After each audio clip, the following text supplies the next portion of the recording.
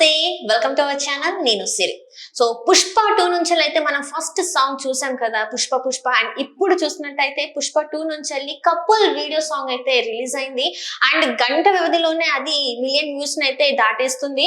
So ఈ song ఎలా ఉంది? చూసేకి సాంగ్ అయితే సూపర్, అంటే వినడానికి అయితే చాలా బాగుంది. సో దీని మీద మనకి ఇంకా మాట్లాడడానికి మనతో పాటు ఉన్నారు ప్రముఖ సినీ క్రిటిక్ యజ్ఞమూర్తి గారు. నమస్కారం సార్. నమస్తే సిరి. సార్, ఇప్పుడు చూస్తుంటే చూసేకి సాంగ్ చూసాం మనం, 1 hour లో మిలియన్ వ్యూస్. అసలు కపుల్ సాంగ్ అది మనం చూస్తే వీడియో సాంగ్ ఒకటి రిలీజ్ చేశారు, లిరికల్ కూడా. అది ఎంత బాగుందంటే వింటుంటే ఇంకా వినాలనిపిస్తుంది. సో దాని మీద మీ అభిప్రాయం ఏంటి సార్? ఇది పుష్ప 2 సంబంధించినటువంటి రెండో పాట. ఆల్రెడీ పుష్ప పుష్ప అంటూ ఫస్ట్ సాంగ్ వచ్చింది, లిరికల్ సాంగ్. సో అది అల్లు అర్జున్ దాన్ని పర్ఫామ్ చేశాడు. సో అది పెద్ద పాపులర్ అయిపోయింది ఇప్పటికే. ఒక లాంగ్వేజ్ లో ఒక ప్లాట్ఫామ్ మీద టీ సిరీస్ వాళ్ళు రిలీజ్ చేసింది. 40 million వ్యూస్ అది రీచ్ అయింది, ఒక తెలుగు సాంగ్. సో ఇప్పుడు ఇది కపుల్ సాంగ్ అనే పేరుతోటి కొద్ది రోజులుగా ఈ పాట వస్తుంది అని చెప్పేసి పబ్లిసిటీ ఇస్తూ వస్తున్నారు. సో ఎటకేలకు ఈ రోజు వచ్చింది. ఇది పేరుకి కపుల్ సాంగే కానీ పాట పాడేదంతా ఒక్కరే పాడతారు, రష్మిక పాడతారు. సో ఆమెకి గాత్రం ఇచ్చింది దేశంలోనే #1 ఫిమేల్ సింగర్ అయినటువంటి, హైయెస్ట్ పెయిడ్ సింగర్ అయినటువంటి శ్రేయా ఘోషల్. సో శ్రేయా వాయిస్ ఎలా ఉంటుందో, ఎంత మాధుర్యంతో, ఎంత మెలోడియస్ గా ఉంటుందో మనకు తెలుసు. ఈ పాట కూడా అంత ఆ మాధుర్యమైన గాత్రంతో మీరు అన్నట్టు చాలా బాగా ఆమె పాడింది. సో పాడింది అంటే సినిమాలో మనకి రష్మిక ఒక్కరే పాడినప్పటికీ కూడా పర్ఫామ్ చేసింది మాత్రం ఇద్దరు ఉన్నారు, అల్లు అర్జున్ కూడా. అందుకనే దానికి కపుల్ సాంగ్ అని పెట్టారేమో. యాక్చువల్ గా కపుల్ సాంగ్ అంటే ఇద్దరు కలిసి పాడిన పాట, డ్యూట్ లాగా అనుకుంటాం మనం. బట్ ఇది సోలోగానే రష్మిక పాడిన పాటగా మనకు కనిపిస్తుంది. కొంతమంది గ్రూప్ డాన్సర్లు కూడా అందులో వాళ్ళు రిలీజ్ చేసినటువంటి ఆ లిరికల్ సాంగ్ ఏదైతే ఉందో అందులో గణేష్ ఆచార్య, అందులో పుష్పలో కూడా తెలుసు, పుష్పలో కూడా ఏదైతే సమంత స్పెషల్ సాంగ్ పాటకి ఎవరైతే కొరియోగ్రఫీ అందించారో ఆయనే ఈ పాటకి కొరియోగ్రాఫరు. సో ఆయన ఆ కొరియోగ్రఫీలో, ఆయన ఆధ్వర్యంలో వీళ్ళిద్దరూ కూడా ఆ పాటకి పర్ఫామ్ చేశారు, హీరోయిన్లు ఇద్దరు కూడా. ఇందులో ప్రధానంగా ఏంటంటే సూసేకి అంటే ఆ ఒక యాస, ఇది చిత్తూరు జిల్లాకి సంబంధించినటువంటి యాస. శ్రీవల్లి క్యారెక్టర్ కదా. సో పుష్పరాజు కూడా అదే యాసలో ఉంటాడు, మాట్లాడతాడు.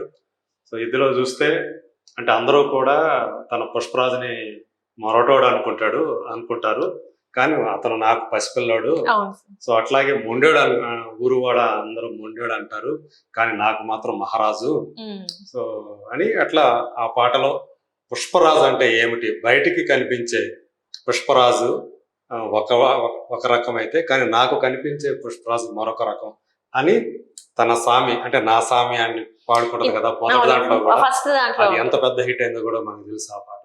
సో ఇప్పుడు ఆ సామ్యాన్ని సంబోధిస్తూ సో ఆమె పాడే పాట ఏదైతే ఉందో అదంతా కూడా చాలా మెలోడియస్ గా ఉంది. బట్ నాకు నా సామి ఆ పాట ఏదైతే ఉందో ఆ స్థాయిలో లేదేమో అని అనిపిస్తా ఉంది. సో దేవిశ్రీ ప్రసాద్ మ్యూజిక్ కి నేనేం వంక పెట్టట్లేదు, బట్ మెలోడియస్ గా ఉంది. అంటే అంటే ఆ ఎనర్జీ లెవెల్స్, ఆ హుషారైన ఏదైతే ఆ హుషారుతనం ఉంటుందో అది ఆ రేంజ్ లో లేదేమో, మొదటి నా సామి సాంగ్ రేంజ్ లో లేదేమో అనిపించింది. బట్ చంద్రబోస్ లిరిక్స్ కి మాత్రం నేను అస్సలు వంక పెట్టను.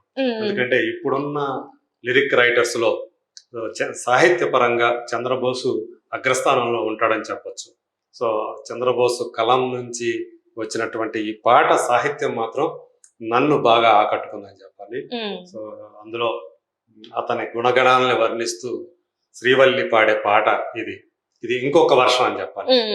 ఆ మొదటి ఫస్ట్ పార్ట్ లో వచ్చిన దాంతో పోలిస్తే లవ్ లో ఉన్నప్పుడు అయితే ఇది ఆఫ్టర్ మ్యారేజ్ అనుకోవచ్చు. ఇది ఆఫ్టర్ మ్యారేజ్ కదా, కపుల్ సాంగ్ అన్నారు, అందుకనే కపుల్ సాంగ్ అన్నారు. సో పెళ్ళైన తర్వాత ఇంకా మరింత దగ్గరతనం ఉంటుంది, ఇంకా తన వాడు తనకి మరింతగా తెలుస్తాడు.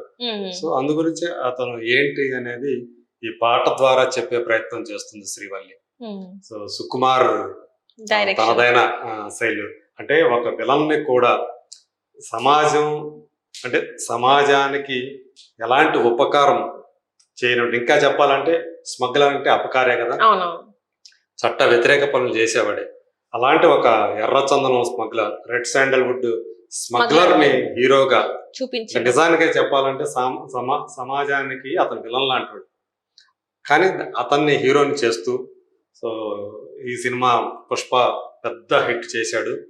సో ఇప్పుడు ఆ క్యారెక్టరైజేషన్ ఏదైతే ఉందో దాన్ని ఇంకొక లెవెల్లో ఈ సినిమాలో చూపించే ప్రయత్నం చేస్తున్నాడు అని చెప్పేసి మనకు అందుతున్నటువంటి సమాచారం. సో అందులో మనకి విలన్ గా చివరిలో మనకి ఆ సినిమాలో కనిపించే భన్వర్ సింగ్ షెకావత్, సో ఆ క్యారెక్టర్ ని ఫహద్ ఫాజిల్ తను గుండుతోటి కనిపిస్తాడు. సో వాళ్ళిద్దరి మధ్య యుద్ధం ఎలా ఉంటుంది, పోరాటం ఎలా జరుగుతుంది, ఎందుకంటే ఆల్రెడీ ఆ సినిమాలో క్లైమాక్స్ లో హింట్ ఇచ్చాడు కాబట్టి వాళ్ళిద్దరి మధ్య ఫైట్ చాలా తీవ్ర స్థాయిలో ఉంటుంది అనేది. సో అందులో మనకి కొండారెడ్డి అతని బ్రదర్స్ విలన్లు అయితే, ఇందులో ప్రధాన విలన్ మనకి భన్వర్ సింగ్ షెకావత్. సో అతనితోటి ఒక పోలీస్ తోటి, ఈసారి పోలీస్ ఇన్స్పెక్టర్ తోటి అతను ఫైట్ చేస్తున్నాడు. ఫైట్ ఏ రేంజ్ లో ఉంటుంది ఏంటి అనేది కొంచెం ఆసక్తిని కలిగించేటటువంటి విషయం. ఖచ్చితంగా నో డౌట్ పుష్ప 1 ఏదైతే కలెక్షన్స్ వచ్చాయో దానికి కనీసం 2 రెట్లు ఈ సినిమా కలెక్షన్స్ ఉంటాయని నేను అనుకుంటున్నాను. అంటే ఈ 2 సాంగ్స్ చూస్తే మనం పుష్ప సాంగ్ చూస్తున్నట్టయితే సినిమా అంచనాలు చాలా వరకు పెంచింది.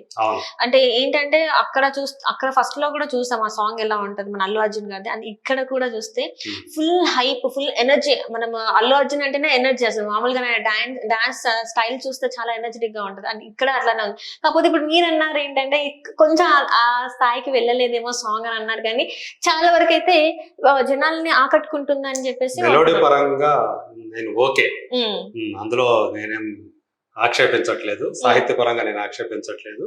అలాగే దేవిశ్రీ ప్రసాద్ బాణీలు ఏవైతే ఉండేవో అది కూడా నేను ఆక్షేపించట్లేదు. నాకేంటంటే నేను అనేది ఆ ఎనర్జీ లెవెల్స్ ఏదైతే ఉంటుందో అది నా స్వామి ఆ రేంజ్ లో ఇది లేదేమో, ఎనర్జీ లెవెల్స్ అనేది అనిపిస్తుంది. ఏదైనా ఆగస్టు 15న ఈ సినిమా రాబోతోంది, అంటే ఇక 2.5 నెలలో. సో ఈ సినిమా ఏ రేంజ్ లో, ఎందుకంటే కేవలం తెలుగు అంటే ఈ 4 భాషల్లోనే కాకుండా దక్షిణ 4 భాషల్లో, హిందీలో కాకుండా ఇంకొక భాష బెంగాలీలో కూడా ఈ సినిమా రిలీజ్ కాబోతుంది. సో ఈ పాట మన 6 భాషలు, బెంగాలీలో కూడా రిలీజ్ అయింది ఇప్పుడు. సో 6 భాషల్లో ఈ పాటను రిలీజ్ చేశారు. సో అట్లాగే మ్యూజిక్ మనం చూసుకుంటే, అంటే దేవిశ్రీ ప్రసాద్ ఏదైతే మ్యూజిక్ ఉన్నాడో తను ఈ సినిమాకి సంబంధించి కూడా బ్యాక్గ్రౌండ్ స్కోరు ఖచ్చితంగా పుష్ప ఏ రకమైనటువంటి బ్యాక్గ్రౌండ్ స్కోర్ తోటి మనకు ప్రతి సీను నెక్స్ట్ ఎలా ఉంటుంది అని కొన్ని సీన్లు అయితే మనకి రోమాలు నెక్కబడుతుంది, అలాంటి ఆ బ్యాక్గ్రౌండ్ స్కోర్ వల్ల కూడా ఆ ఎమోషన్ క్రియేట్ అయింది. సో ఈ సినిమా కూడా ఖచ్చితంగా దానికి మించినటువంటి బ్యాక్గ్రౌండ్ స్కోర్ ఇస్తాడని మనం ఎక్స్పెక్ట్ చేయొచ్చు. సో అలాగే పోలాండ్ నుంచి దిగుమతి చేసుకున్నటువంటి మిరోస్లావ్ బ్రోజర్, అతను ఎవరైతే ఉన్నాడో సినిమాటోగ్రాఫర్ మిరోస్లావ్, తను ఈ సినిమాకి ఖచ్చితంగా ఫెచ్చింగ్. ఎందుకంటే కొన్ని షార్ట్స్ ఇప్పటివరకు ఆ పాటల్లో కానివ్వండి, మిగతా వాటిల్లో కానివ్వండి, వచ్చినటువంటి ఆ ఫిలిమ్స్ లో కానివ్వండి, ఆ షార్ట్స్ చూస్తే చాలు. ఈవెన్ పుష్ప సాంగ్ పోయినసారి మనం వచ్చిన ఏ సాంగ్ అయితే ఉందో అందులో కొన్ని షార్ట్స్ ఆ జాతరలో అవి తీసినవి, కాలిని తను పైకి లేపే విధానం, తిప్పే విధానం, పుష్ప ఇదంతా కూడా సూపర్ అనిపించే, ట్రమండస్ అనిపించే.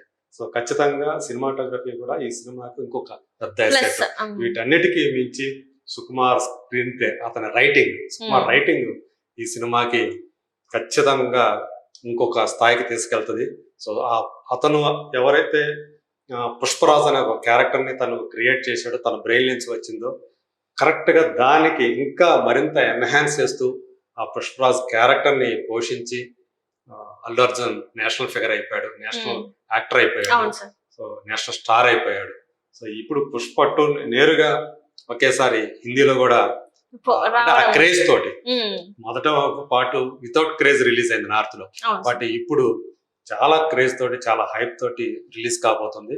ఖచ్చితంగా ఎంత హైప్ వచ్చినా ఎంత క్రేజ్ ఉన్నా దానిని రీచ్ అవుతుందంటలో నాకైతే ఎలాంటి సందేహం లేదు. అంటే సౌత్ కన్నా ఎక్కువ నార్త్ లో ఉన్న ఫ్యాన్స్ ఈగర్ గా వెయిట్ ఇంకా చేస్తున్నారేమో eager గా అనిపిస్తుంది ఇప్పుడు Yes. చూస్తుంటే. రైట్.